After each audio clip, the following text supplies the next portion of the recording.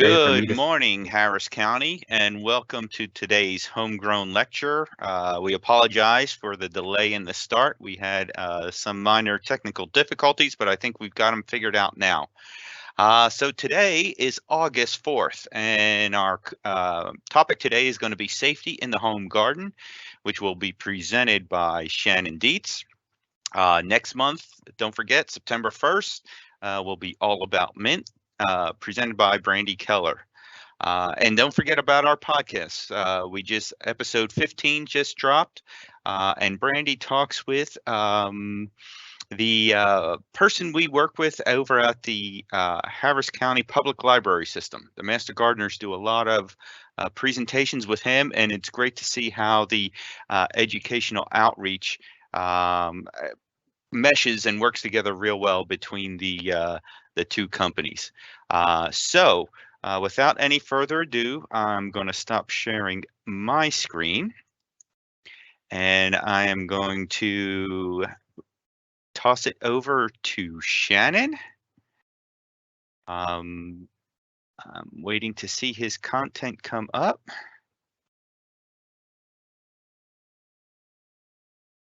Do you see anything yet? I do not, Shannon.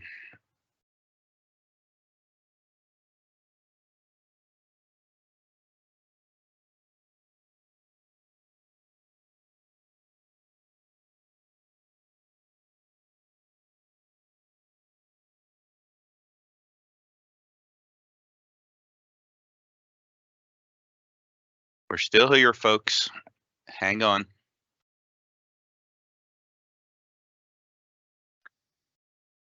Oh, By now, Paul.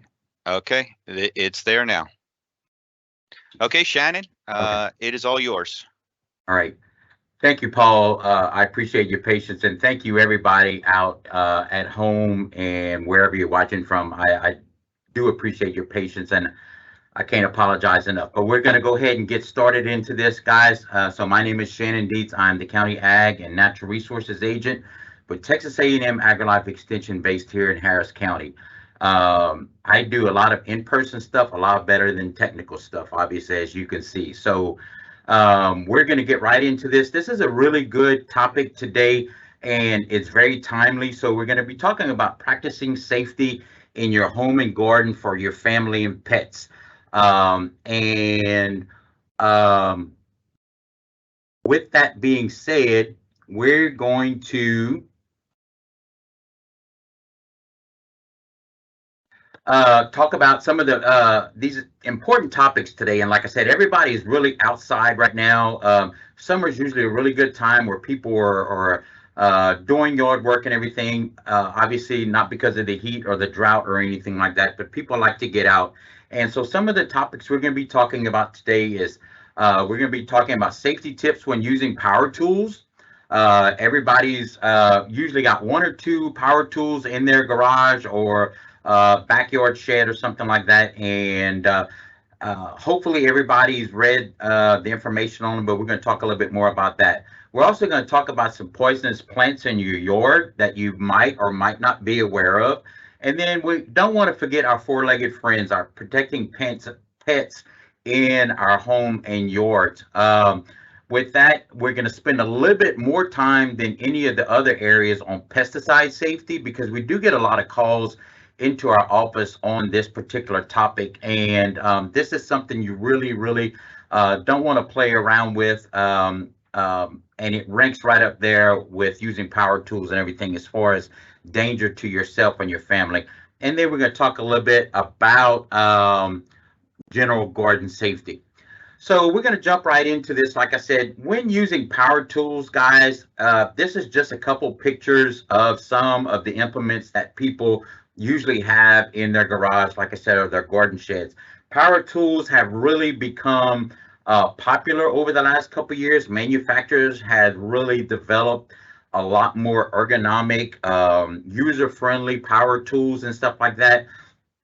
You can see everything from, and not only the traditional ones that ran off of gas powered or anything, but have moved a lot into the electric powered equipment and so forth. But everything ranges from leaf blowers to weed eaters to hedge trimmers that you see there, edgers, chainsaws, you name it. So there's a bunch of stuff out there. Obviously, whenever you go to Tractor Supply or your Lowe's or Home Depot or any of your big box stores like that, you walk in there and you get overwhelmed with all the different choices and brands and prices and different things like that. So a lot of that is going to really come down to your pocketbook and what you're going to want to spend on this and different things. But the first thing that you're going to want to consider is when working with power tools is protective gear is very important. Guys, so we're going to be talking about protective gear a lot throughout the presentation and so forth, and how it's going to pop up in different things. But when working with power tools, some of the things that you're going to want to consider are goggles or eye equipment or anything like that. You're never going to want to jeopardize your eyesight for any type of home garden project that you're working on. And this is from the simplest of projects to the most difficult projects. You're always going to want to have eyewear to protect your eyesight from any type of flying debris.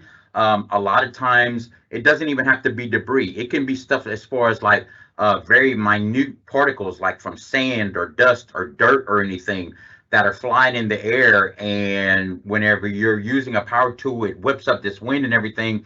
And then next thing you know, you have something in your eye.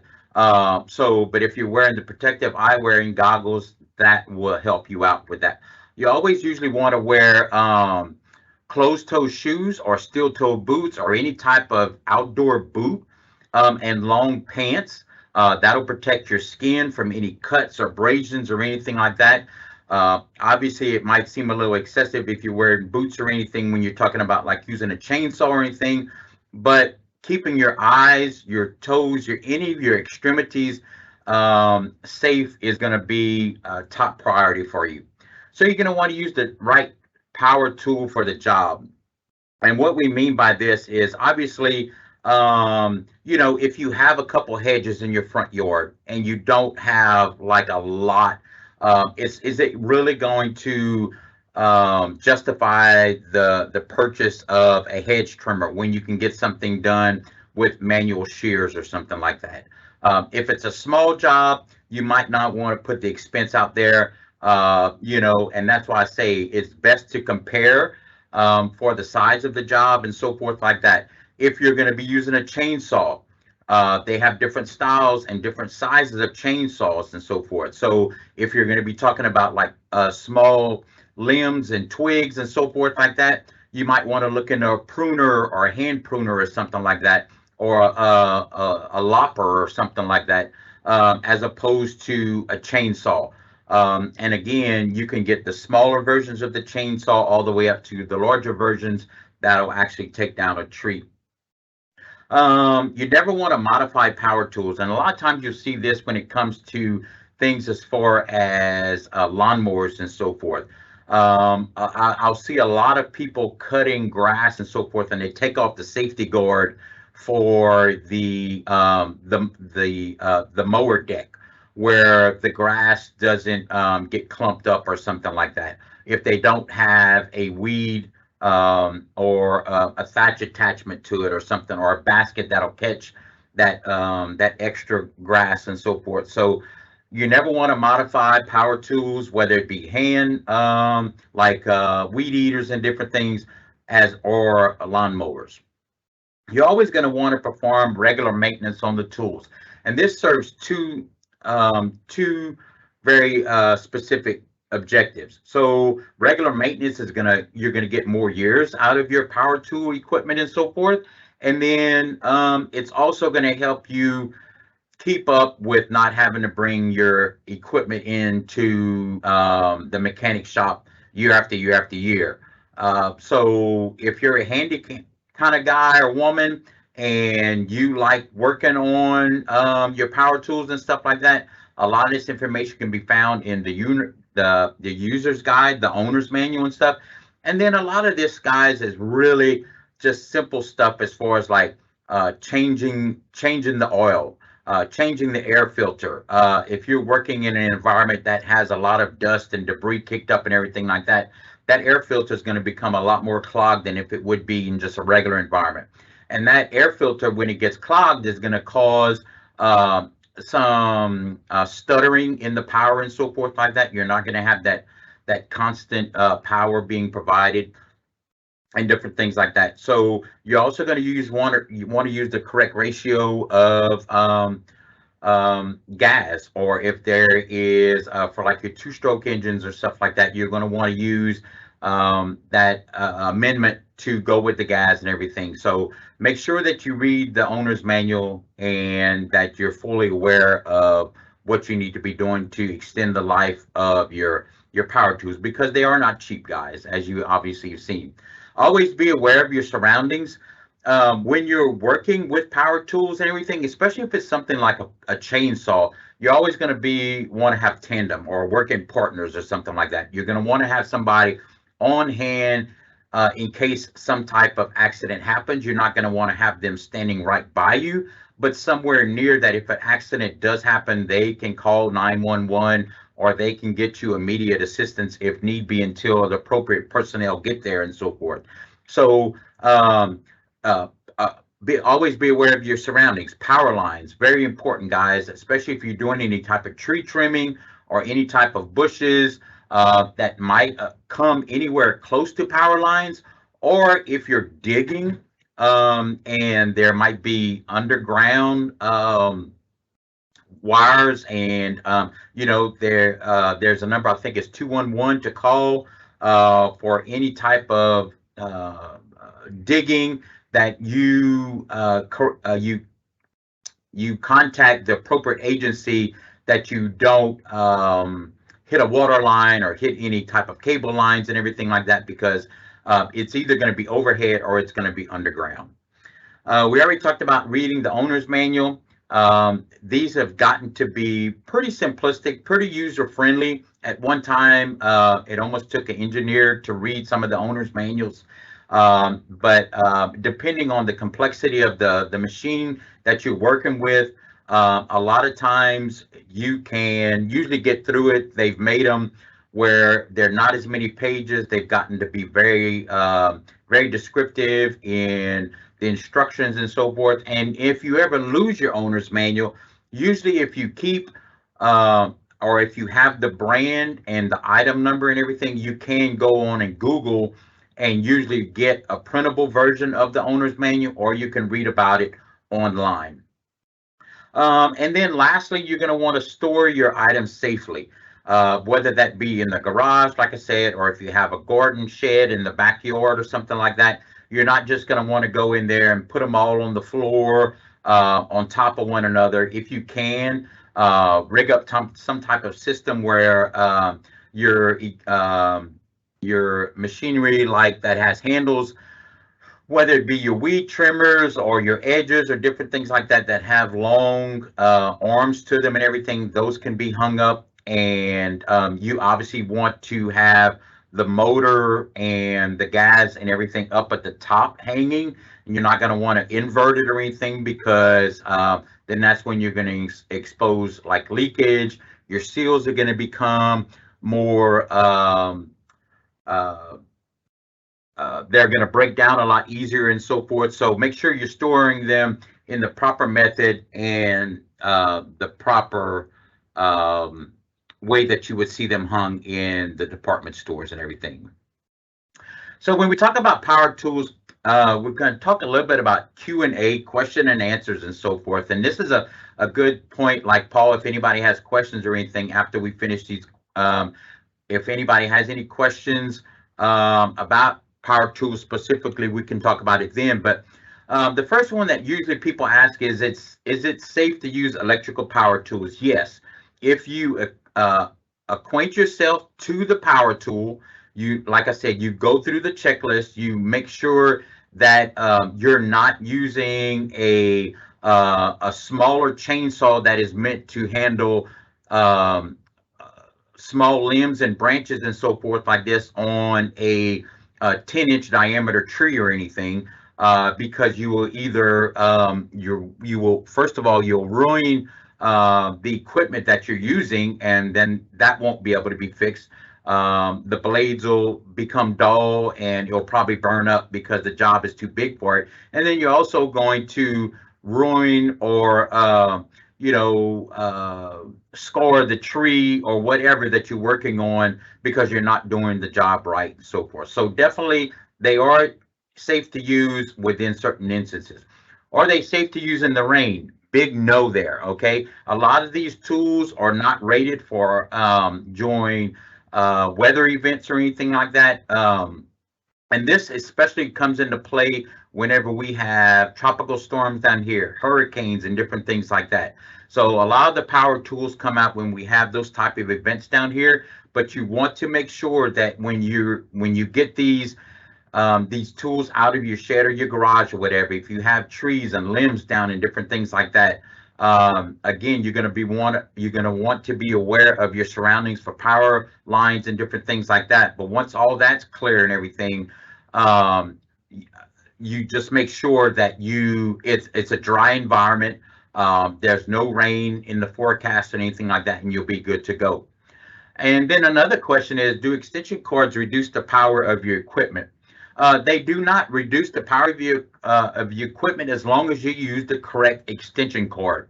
So a lot of people don't realize that there are different types of extension cords rated for different types of appliances and so forth. So you want to definitely make sure uh, there are indoor power cords and there are outdoor power cords. Those outdoor power cords are rated for weather events. They're stronger insulated. They have heavier power outage wattage, and you're able to use those for your electric mowers, your hedge trimmers, and different things like that.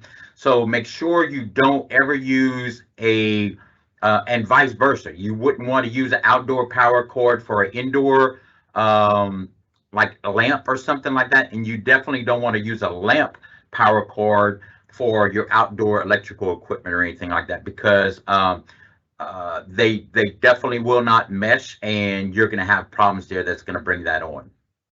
Paul, does anybody have any questions in the chat box from so far that we've gone through? No, but Okay. it wasn't 211, it was 811. 811, Texas 811 yes, for thank the you. digging. Yep. 811. Thank you for clarifying that. Yes. We've got that link in there. All Okay. right. Thank you, Paul. All right, we're going to continue on here, and then we're going to start talking about now we're moving on from power tools, and we're going to go with poisonous plants possibly lurking in your landscape. And I picked up or I've identified three of the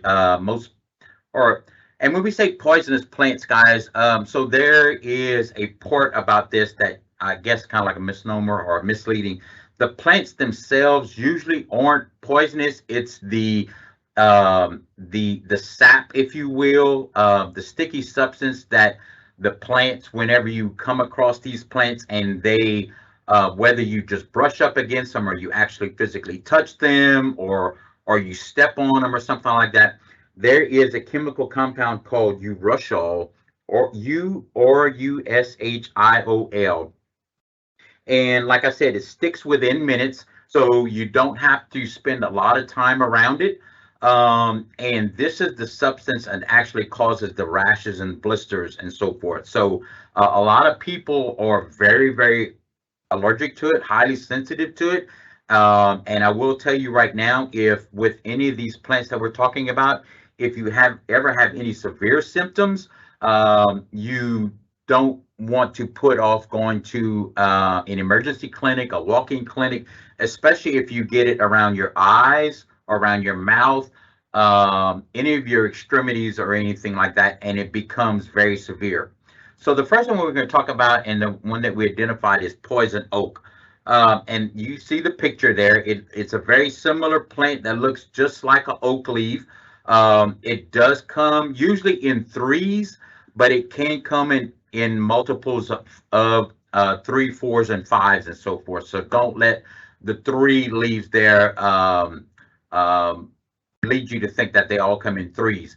They do have fuzzy green leaves that are in clusters of 3, 4, and 5. They have rounded tips lobed with grooves, and they can produce rash and blisters. And all of these rash and blisters are usually going to show up within 24 to 72 hours after contact. And they can last anywhere from 1 to 3 weeks, guys. So you're not going to see immediate, but with all of these plants that we're going to be talking about, as soon as you think that you've had contact with any of these plants, and we're going to talk about the other two in a minute, you want to go into your home and wash with warm soapy water all the infected areas that you came in contact with. And it might not get 100% free of the all that infected it, that has infected your skin, but you'll at least get the majority of it and so forth. So you see a minor rash forming there with the blisters and so forth. So even if you've taken a nature walk or something like that and you don't ever remember seeing any of these leaves, if you happen to see a particular rash on your body, and these will usually come in the areas of the arms, the hands, or if you're wearing shorts on the leg areas and so forth. So pretty easy to identify. The next plant we're going to talk about is poison sumac. And these are identified as having as many as 7 to 13 smaller leaflets, which make up one leaf with a smooth edge. And one of the dead giveaways is the white little berries that you'll see on it there in that picture on the far right, because not all sumacs are poisonous. They are multicolored throughout the year. They usually have an orange tint to them in the spring, then they go green during the summer months, and then they turn a bright and vibrant orange and yellow usually in the fall with most sumacs. But and like I said, most sumacs are usually going to be in the form of a tall bush or a small tree. But another identifying factor is going to be those red stems and so forth. So again, there is a piece of information, a resource material that Paul's going to be putting in the chat box, and that will kind of help you identify some of the regular sumac from the poison sumac. And again, this has the same type of oil in it that the poison oak that we previously discussed. And then what we're getting ready to talk about next is our friend, or that we all know and really hate in the garden, is the poison ivy. So let's go ahead and bring that one up. And so this is the one that most people can identify with, as far as whenever they are working in their yard or their garden, or they're clearing out any type of shrubbery or anything like that, something that's been overgrown. Both the poison oak and the poison ivy usually have tendrils with root-like tendrils on it that will grow up a tree trunk and everything, and will attach to either a tree trunk or a fence or anything that those tendrils can adhere to and so forth like that. So it doesn't necessarily have to be a tree, guys. It can be fence, it can be fence posts, it can be the side of a house or anything like that. So poison ivy is always going to be the one that you're going to see in groups of 3 leaves. And they have the tooth-like edges and a smooth surface. They do change color throughout the season, kind of like the sumac, but the poison ivy is only going to be in vine form, whereas the poison sumac we talked about already is going to be a small tree or a shrub.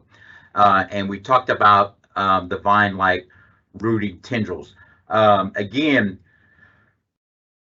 calamine lotion works really well on this. Again, if it gets to be too severe and the rashes tend to spread, this is not contagious to other people.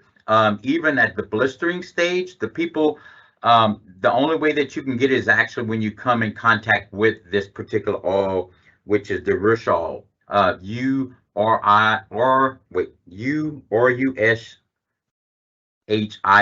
and I'm probably pronouncing it wrong from my South Louisiana accent, so bear with me.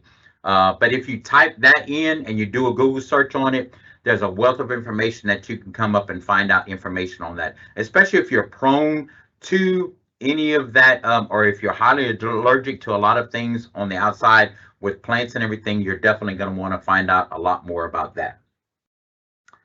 All righty. So the next one that we're going to talk about is pesticide. Shannon?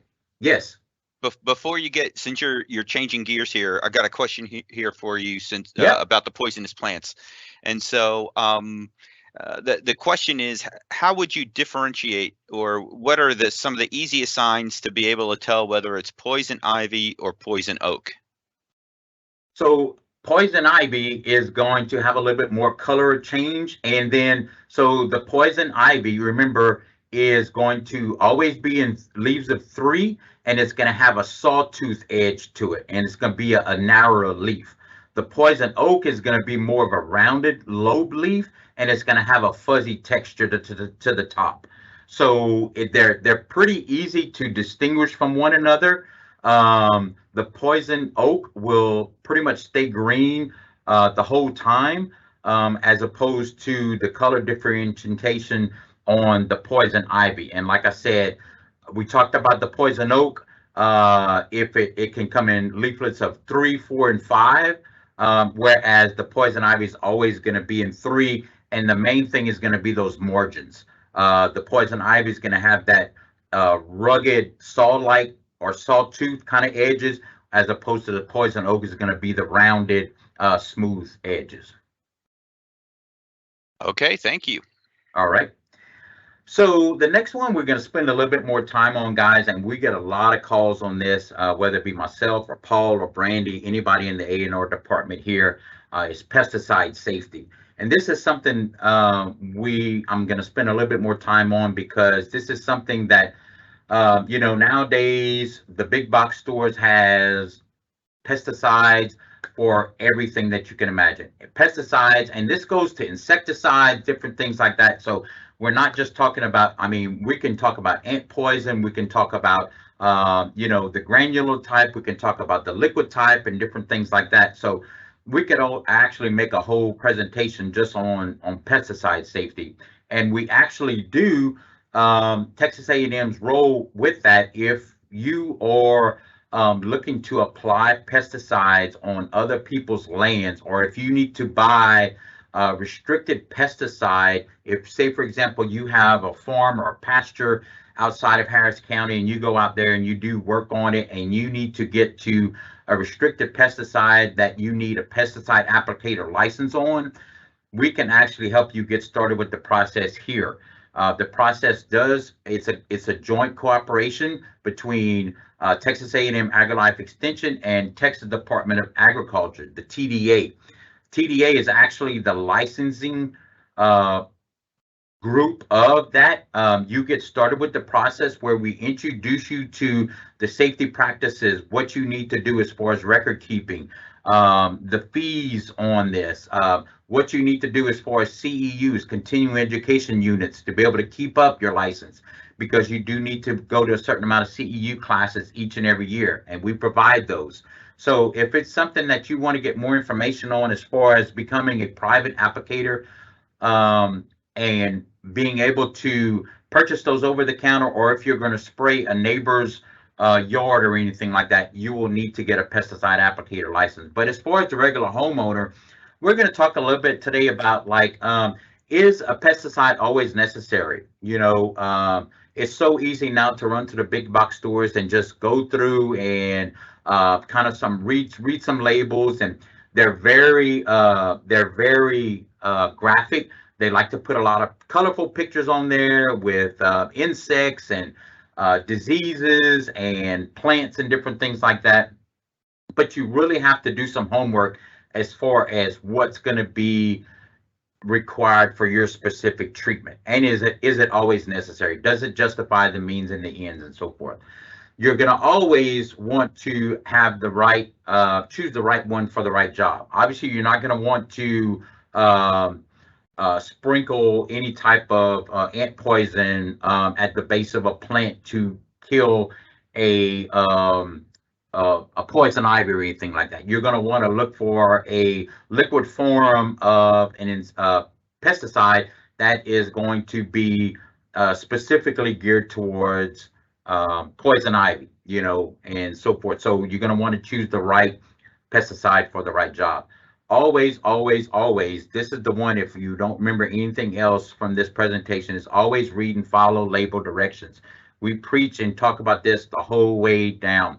Don't ever try and mix any chemicals or herbicides or anything like that. People actually die from mistakes that they do this.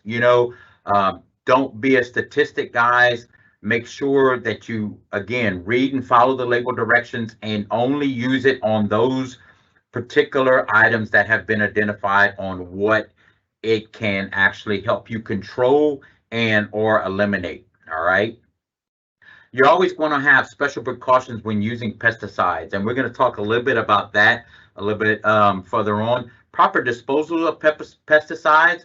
We're going to talk about dealing with spills, pesticide alternatives, storage of pesticides, and then we're going to talk a little bit more about clothing and cleanup. So, so let's go. Yeah. So first aid treatment for exposure. Exposure can come in several different ways here, guys. The main thing that I want you to be aware of here is that exposure, a lot of times we think about is just touching, all right? And not only when we start talking about pesticides, we're talking about who actually comes in contact with those pesticides. So it's going to be very important that when you're dealing with pesticides, you're going to want to make sure that you put them in a safe place and that no other people that are supposed to be dealing with them, i.e., like children,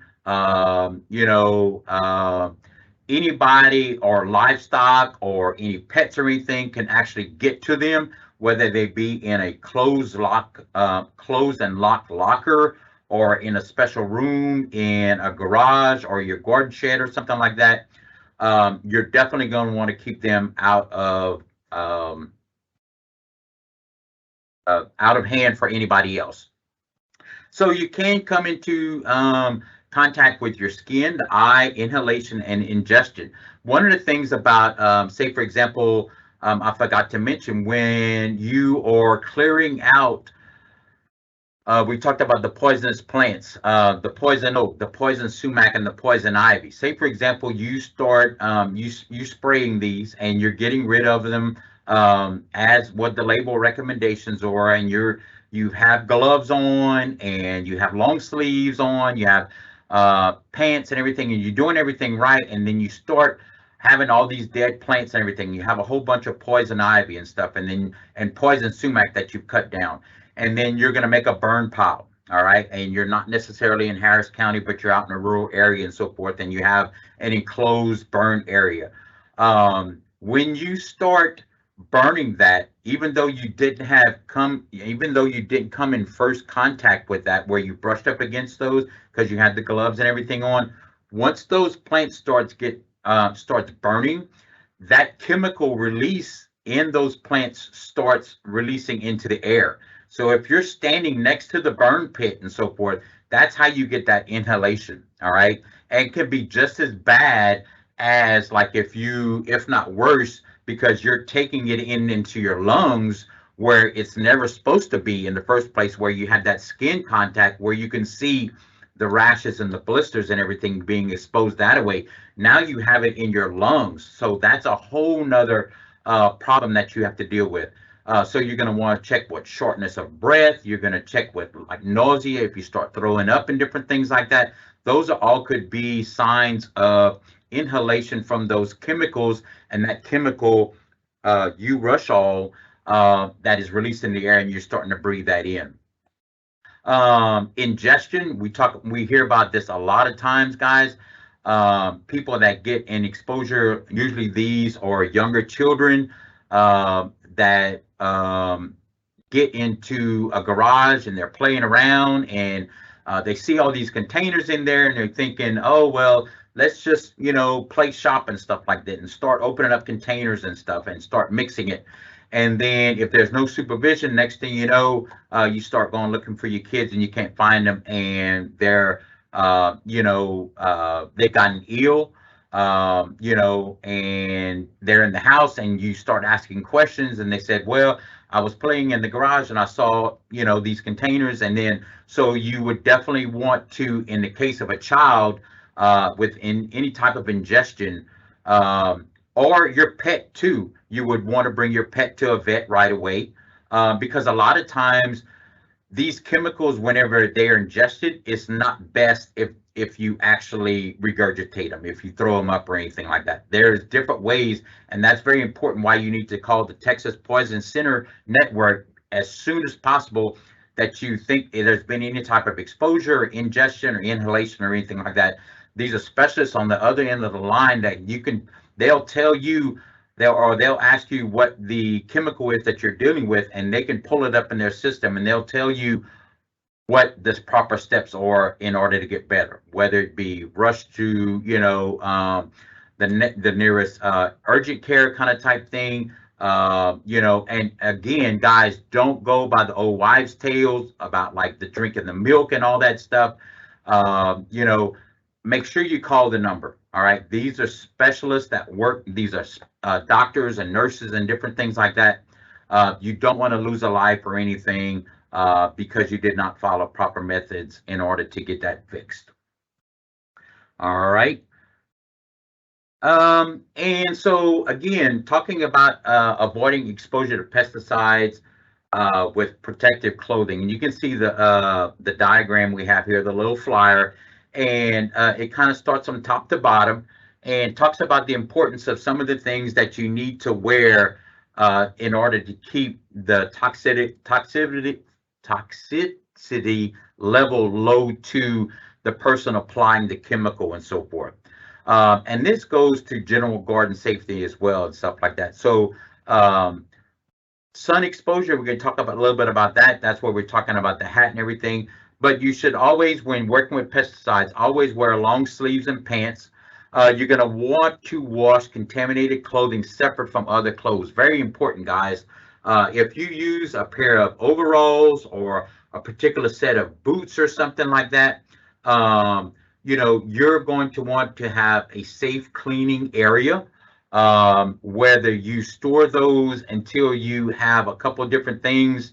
And again, this goes for even say, for example, if you're working on the lawnmower or something and you have an oil stain on your clothes or something, common sense is you're not going to want to wash those clothes or dry them with other good clothes or anything like that, because that's going to spread during the cleaning process and everything.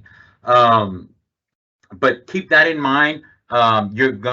For your boots, you're going to want to get a special kind of boot, especially if you're doing a lot of grass spraying and everything, where the chemical is not able to soak into the boot or anything like that. You're going to want to get a rubber boot. You're not going to usually want to get a leather boot or anything like that. Those tend to soak up the chemicals a little bit more and so forth. And then once it gets in the boot, it gets in your foot, goes through your sock and different things like that, and then you have exposure to it. We talked about already wearing safety goggles and glasses. Very, very important. You're going to want to store the eye protection out of the sun because they do eventually break down. Again, you don't have to spend a lot of money on eye protection, but you're going to want to make sure that they're snug fitting and that they are age appropriate for you. It's no use if you're going to be wearing goggles or any type of safety glasses if they don't have correct fit on you. If you have spacing that dust can get in around the edges and everything. So if you're going to go through the effort, make sure you do the effort right. You're going to always want to clean your contaminated eyewear immediately. And then some of the other things here, if you're using disposable gloves, you want to discard of those right away. You're going to usually have like a separate container and put those in.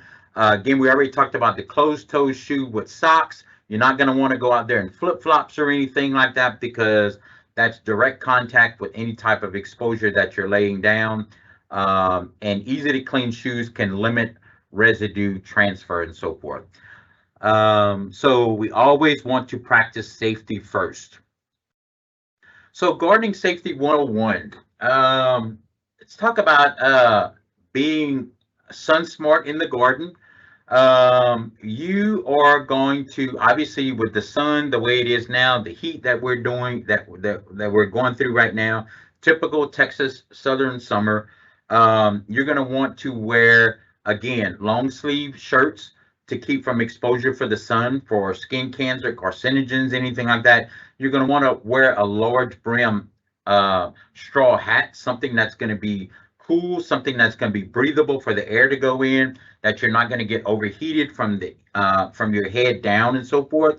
And usually, if you can tolerate it, you're going to want to wear long pants or anything like that. You're going to want to wear something that's cotton. You're not going to want to wear something that's nylon or anything that doesn't really offer a lot of protection. So be thinking about how you're going to dress for when you're going to go out and work in the yard and so forth. The area that there's a lot of hospital visits and urgent center visits for and everything like that. Lawnmower safety, guys, we kind of talked a little bit about this already. You never want to modify your machinery. It's set to certain standards that have been adhered to, like by the company that puts it out or anything. So don't do any modifications. Make sure you read your owner's manual. Make sure you change your spark plugs regularly. Make sure you change your oil at least once a year. When you store it for the winter, you're going to want to drain your gas tank. You don't want that gas sitting in there over the winter. You can actually add an amendment to it that will keep the lines flexible and keep it from dry rotting and everything over the winter, but you don't have that gas residue and everything in it. Again, and keeping your lawnmower blades sharp is another thing, guys. So you're going to want to try not to come in contact with things that are going to, or that you are going to that are going to be projectiles or anything. Say, for example, and that can be anything from a weed eater to edger to a lawnmower.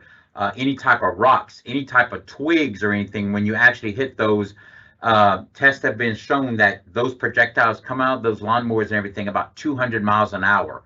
And can you imagine a rock coming at you, whether it be like, it doesn't even have to be a substantial size rock. It can be a pea grain or the size of, a dime or something like that, coming out of there at 200 miles an hour. And somebody who might be your neighbor is not aware that, coming from 50 feet away or something like that, to be on the safe side. So you want to make sure that that's not going their way. You want to let everybody know around you what's getting ready to happen and different things like that. So practice lawnmower safety. Don't overdo it in the garden, especially right now, guys. We know the temperatures has been in the 100 degrees lately. We're all sensible people here. We're all smart people and everything like that. As soon as you start to feel tired, as soon as you start to feel overheated, any type of nausea, any type of shortness of breath, you need to stay hydrated. All right, guys. So those are all things that we talk about on a daily basis. And so you never want to overdo it in the garden. If you can, try and think about gardening during the early morning hours or the late evening hours and everything like that. Keep that that 11 to like 3 o'clock time frame for you to be in the house, out of the strong sun rays and the heat and stuff like that. So the daylight stays available for many hours now. We haven't switched over to the new time change yet and everything like that. So take advantage of being out there later in the evening, or if you're an early morning riser, get out there and enjoy the sunset with a cup of coffee and pull some weeds manually. It doesn't all have to be with pesticides and so forth like that. Get a hoe, get something like that, and get some exercise in, and you'll be doing a lot better. You always want to talk about hand safety. We don't want to lose our fingers or our toes. And those are going to be our extremities that we deal with the most, especially when dealing with power tools and stuff. So always remember, if you can, wear the appropriate gloves. If you're going to be using a power saw or a hedge trimmer or something like that, you're not going to want to use disposable plastic gloves, all right? You're not going to want to wear any loose fitting clothing or anything, something that can easily get caught up in a chain or a blade or anything like that. So keep in mind, think about it, think about what you're going to be wearing before you go out and do any of these particular jobs. And if you have a question about it and you have to doubt it, and more than likely, if you have to question it, it's probably not safe to wear. So I would get rid of it. All right. Never forget about the children, guys. And our pets. When we're applying pesticides and so forth, a lot of these residuals can stay around for a while, especially if we're applying stuff to the turf and different things like that. Don't forget, paws on cats and dogs are very permeable. There can be a transfer of pesticides and herbicides sometimes that will soak in through those tender parts of the paws, and our four-legged friends can get very sick from this. And a lot of times we don't think about it, and then we end up bringing them to the vet, and they start asking us questions, and then we realize, oh yeah, I put that pesticide out on the turf to kill XYZ grass and so forth, and I didn't wait for the appropriate time to allow my pet to go out there. And that's all going to be listed on the label. So that's why we always talk about it's always important to read the label. And don't forget about the kids, guys. Same thing. If it's children and they're going to be playing out in the yard and everything, and you're working in a particular area with pesticides or power tools or something like that, section that area of the lawn off or something like that if you can, to keep the kids from going in that area. And you never want to have kids around you whenever you're working with power tools or applying any type of pesticides or herbicides or anything like that. As much as you think that you're helping them, train them and so forth like that, there is a certain time and day at that point where they're mature enough where you can actually teach them. But children are meant to be children for a reason. They don't have the mental capacity to know what's right and wrong sometimes. So just keep that in mind. And then lastly, we're going to talk about safety for our senior population. If you are a caregiver or something, or you or for one factor or another, or you have neighbors that come to the yard and so forth, you're going to always want to make sure that you don't have any your gates are always secure to keep people either in or out, or pets in or out, or children in or out.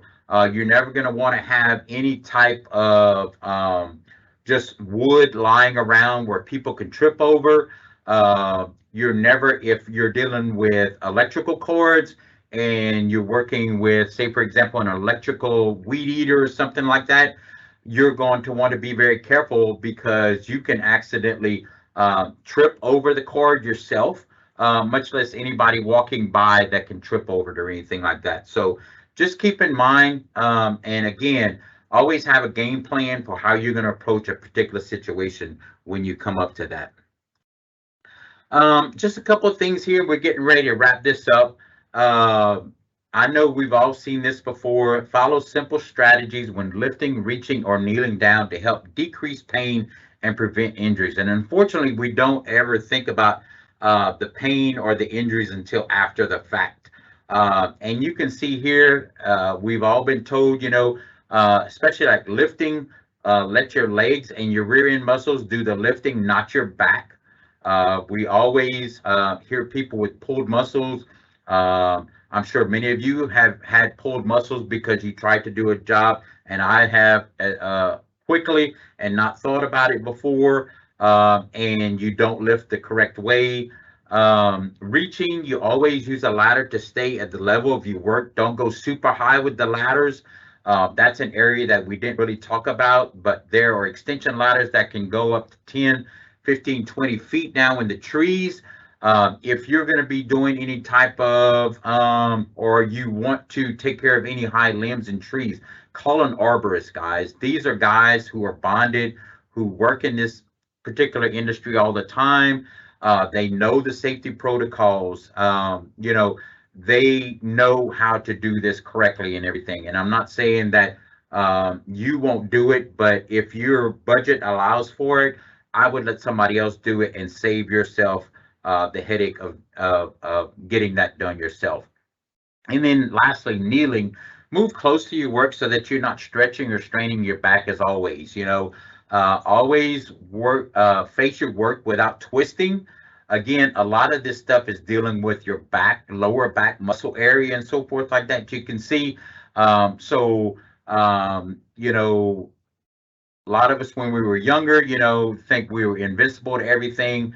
But nowadays, it doesn't take much to have, a muscle cramp or anything like that. And like I said, you usually feel that after the fact. Well, guys, that comes to the end of my conclusion. But before we do so, I want to give a little plug for an event that I have coming up on September 22nd and 23rd. It is our third annual Southeast Texas Urban Ag and Farm Safety Summit, and it is going to be held out in Katy at the Gerald Young Agriculture Sciences Center. It is a 2-day event, and for the low cost of $50 per person, you will get breakfast both days and lunch both days. One day's lunch will actually be an amazing barbecue cooked by the International Grill Team with the Houston Livestock Show and Rodeo. So that's going to be worth the $50 right there. Plus, you will get all the educational classes that are going to be going on for both days, as well as a large trade show that you will be able to actually talk and walk and meet firsthand vendors that will be there. You can see some of the sneak peek topics that we're going to be promoting. We're going to be talking about equine and cattle nutrition and management. Equine is horse. So if any of you have cattle or horses outside of or inside of Houston or Harris County or outside in the state of Texas, you'll want to come and listen to some of our specialists for this. We're going to be talking and giving information for people who want to do farm loan or farm startup businesses or work with farmers markets. Say, for example, if you have a row crop production and you want to get set up with a farmers market in the area. We will have information on that. We will have credit unions. We will have banks there that are going to go through the process of what you need to have in order to be able to get that business farm loan started. NRCS, which is the Natural Resource Conservation Service, and FSA, Farm Service Agency, will be there with government programs. We will be talking about hay and pasture management and then vegetables and row crops, guys. So there is the link there that you can click on. Registration is currently open on Eventbrite. Again, it's $50 per person, or if it's a husband and wife or son or daughter, or there's two of you, you and your partner, you can come for a discounted rate of $80. You can save $20. So it would be $50 for one person or $80 for two. And again, that includes breakfast and lunch both days, plus all the education you can imagine. So we would love to see you there September 22nd and 23rd, just down the road on I-10 in Katy. And then the next thing that we're going to talk about is I'm going to turn it over to Mr. Paul Winsky, and he's going to give you a little bit more information about the future of Urban Food Systems Summit. Paul? Yeah, thanks, Shannon. So we've got another program. Actually, it's a week after Shannon's program that he just talked to you about, and it's the Future of Urban Food Systems Summit. Houston, there are a lot of areas within Houston and Harris County that are food deserts or food insecure. And so we are partnering with the University of Houston Downtown and their Urban Ag Sustainability Program and putting on this one-day summit. We're going to cover topics such as gardening for health. Dr. Joe Novak, who's over at Rice University, has some really interesting tips and ideas for those to be more inclusive in the gardening in order to bring people in. Certified organic, Bob Whitney does a great job in talking about what is truly organic. We see that people say they're organic growers, but are they officially registered? And if they're not, what potentially are you missing out on by not being a certified organic grower? The one I'm really excited about is the Enhancing the Purpose of Food. Dr. Stover, this is a new institute at A&M, and it is going to sort of brings that cross section of how health is going to be improved through agriculture. And so I'm looking forward to hearing that. And then to close out things, lunch, we're going to have wicked problems. So each table is going to have a topic that those that have that mindset on a topic, they can sit down, have lunch together, and talk about that topic. And then we're going to have an innovation to urban ag panel. And these three businesses will be up there talking about how they got started, what they're dealing with, and so it's a pretty diverse group. So we'd love to have you come out. It's right now through the 15th.